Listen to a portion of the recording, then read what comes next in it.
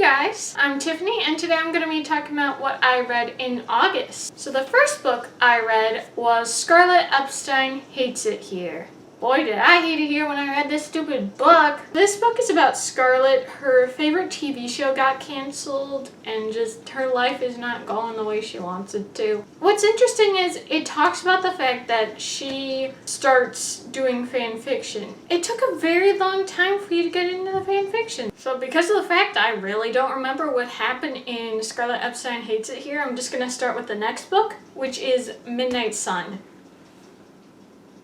Yeah, technically it was a DNF, but I read enough of it. And the fact of the matter is, everyone knows what happens in Twilight. I don't need any more information about his perspective. But here's the thing. It's not that I hated it, but then it got into the territory where he's like, yes, I'm gonna justify the fact that I am stalking this girl, coming in her room, watching her sleep. Hello, no thank you. Like, I'm okay with him being like, I want to kill her, because hello, he's a vampire, and she has, like, the best blood out there, so, like, why wouldn't you want to kill her?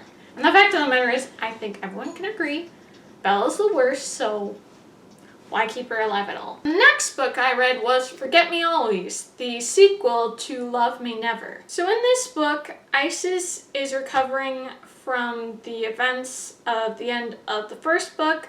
So she's forgotten about Jack, and obviously her head's cut open, so kind of gotta fix that problem. So she ends up meeting Sophia, and they become friends.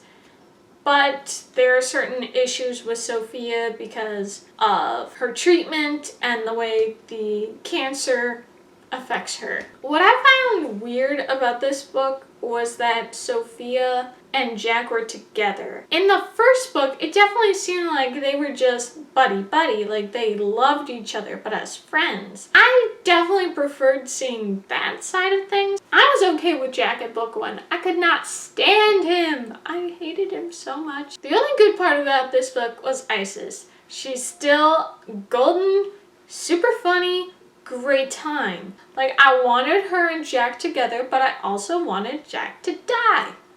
Maybe not die, but get punched more than a couple times by Isis. Love Me Never was pretty good. This one straight up sucked. The next book I read was End of Days, the third book in the Penguin and the End of Days trilogy. It's been 4 years since I read both Angel Fall and World After. I was kind of like, am I gonna remember anything? Probably not. It wasn't too bad to read 4 years later. Like, it was a good read. There's definitely tension in World After and Angel Fall about Raph and Penryn, how they're definitely into each other. But nothing actually romantic happened. And so then I start this book, and at the very start of the book, they're just like getting into it, kissing each other and stuff, and I'm like, whoa, whoa, whoa, whoa. Since when did this happen? Like, it got heated. I was just like, ooh, I did not come for this. The things that happened in this book was definitely interesting in the fact that the apocalypse was all staged so that the politician could be in office. Oh, the ending was great. I was very happy about the ending. They got together. Definitely appreciated that everything worked out for them. They got together. That was awesome. It was a good end to the series. The next book I read was When It's Real. So in When It's Real, Oakley is this major celebrity, he's a pop star, all that jazz, but he's a troublemaker, so in order for him to get this great brand deal, he has to pick up his act. So his agent is like, okay, here's what we're gonna do. We're gonna set you up with a fake relationship, which is gonna be super wholesome.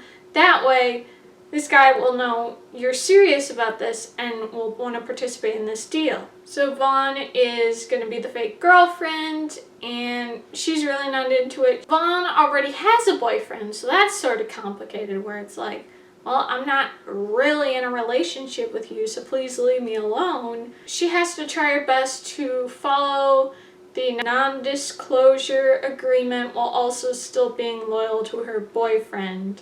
Things start getting complicated, and you can tell the boyfriend is not a good guy. It's pretty clear, but almost every story like this where there's a love triangle, the first guy is almost always a jerk. in the worst way, where it's like you see that the girl's just kind of being manipulated by him.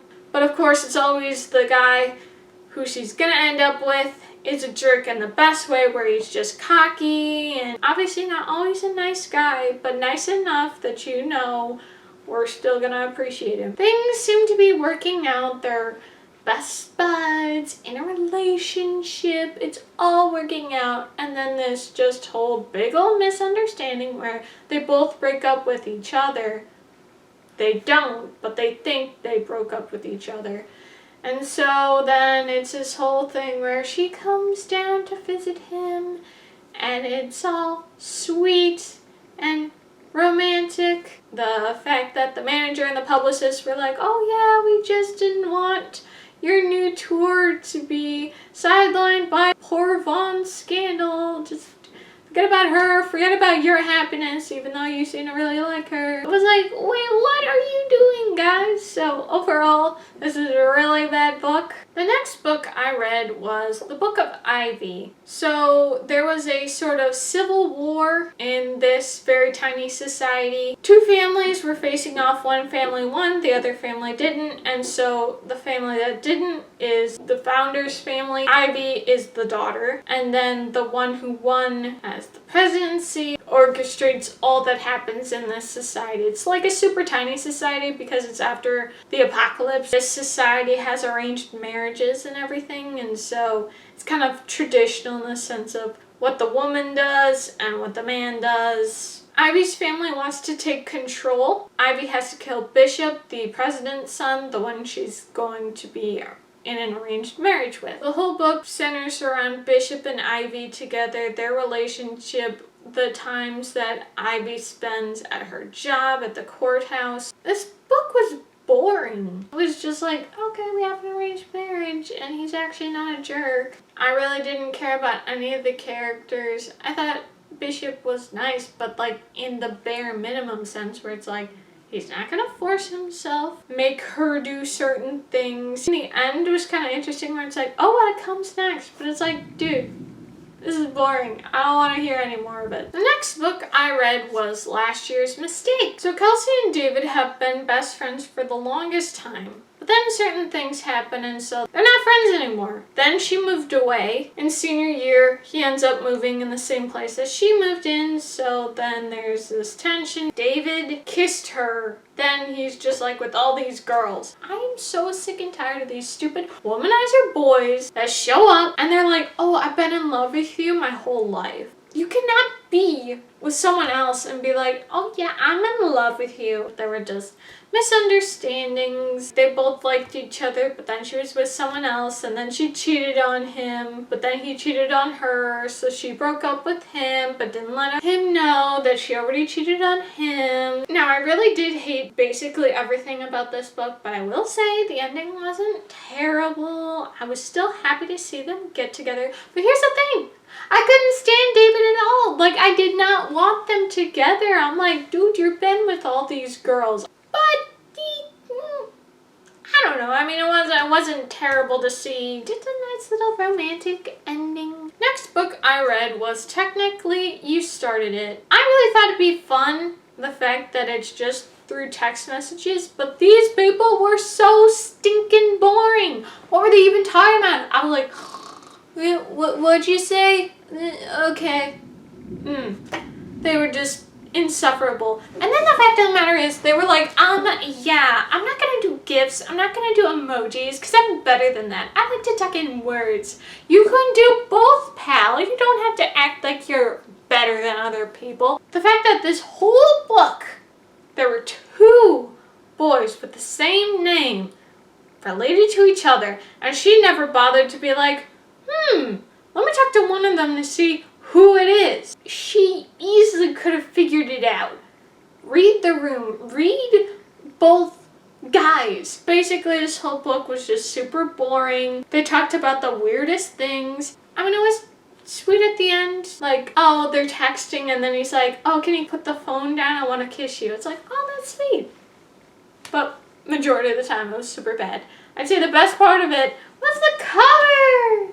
But everything else sucked. The next book I I read was Remember Me Forever, which is the third book in the Lovely Vicious series. The book was pretty good. I thought the conclusion for Jack and Isis's story was good. I'm glad they got together at the end. And the last book I read was If He Had Been With Me. I didn't mention this, but I did move last month, so I've been adjusting and everything like that, and it's been like super stressful, like the absolute worst time I've had in a while. And so then I start reading this book and I'm crying, dude. It was so sad. This has just been the worst reading experience I've ever had. Definitely do not recommend.